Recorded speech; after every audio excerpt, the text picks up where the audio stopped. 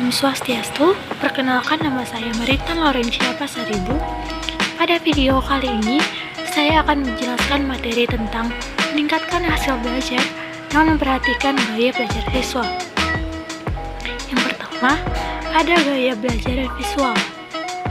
Karakteristik siswa dengan gaya belajar visual yaitu 1. Berbicara agak cepat, 2. Mementingkan penampilan dalam berpakaian, 3. Tidak mudah terganggu oleh keributan, 4.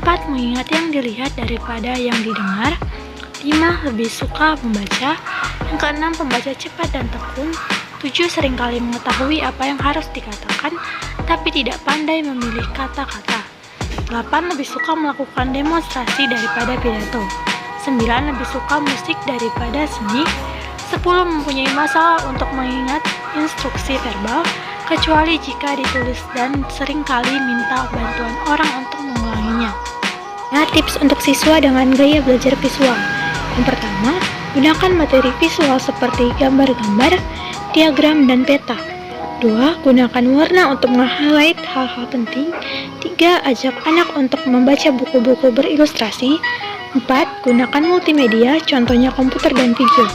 Berikutnya, ada gaya belajar audio. Karakteristik siswa dengan gaya belajar audio. 1. Saat bekerja suka berbicara pada diri sendiri. 2. Berpenampilan rapi. 3. Mudah terganggu oleh keributan. 4. Mendengarkan dan mengingat. 5. Sedang membaca dengan keras.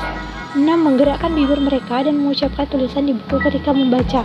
7. Biasanya ia pembicara yang fasih. 8. Lebih pandai mengeja dengan keras daripada menuliskannya. 9. Lebih suka gurau-gurukan daripada membaca komik. 10. Mempunyai masalah dengan pekerjaan yang melibatkan visual. 11. Berbicara dengan irama yang terpola. 12. Dapat mengulangi kembali dan menyerukan nada. Siswa dengan gaya belajar audio. Yang pertama, ajak anak untuk ikut berpartisipasi dalam diskusi baik dalam kelas maupun dalam keluarga. 2. Dorong anak untuk membaca materi pelajaran dengan keras. 3. Gunakan musik untuk mengajarkan anak. 4. Diskusikan ide dengan cara verbal. 5. Mendengarkan materi pelajaran sebelum tidur. Ketiga, gaya belajar kinestetik. Karakteristik anak dengan gaya belajar kinestetik yaitu yang pertama, menyenangi belajar dengan metode praktik.